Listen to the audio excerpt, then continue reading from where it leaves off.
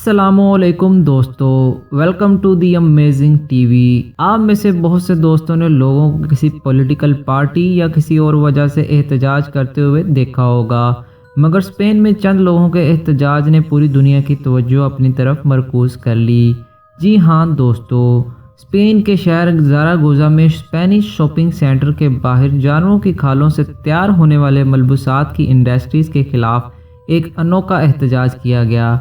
इस एहतजाज में एनिमल नेचरलेस, जो कि एक international non profit animal organization है, इसके चंद मेंबरान बरनाहा हालत में जाली खून में लथपथ होकर स्पेनिश शॉपिंग सेंटर के बाहर लेट गए।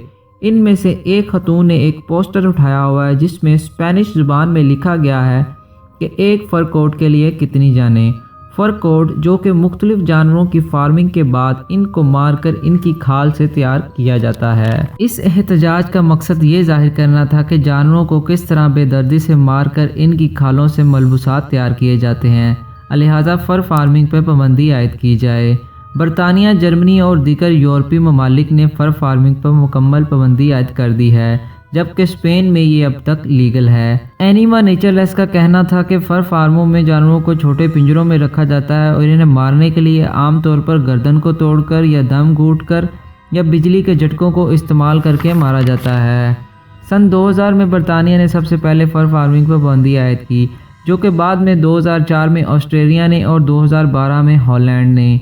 यूरोपीय ममालिक में ज़्यादातर फ़र फार्मिंग पर मुकम्मल पाबंदी आयद है, लेकिन स्पेन में इस बारे में कोई बहस नहीं की जाती। दूसरे ममालिक जिन्होंने फ़र फार्मिंग पर मुकम्मल पाबंदी आयद की है या दूसरे कवानीन मुतारफ़ करवाए हैं, इनमें क्रोएशिया, स्लोवेनिया, इटली, यूनान, स्वीडन और जर्मनी शामिल हैं।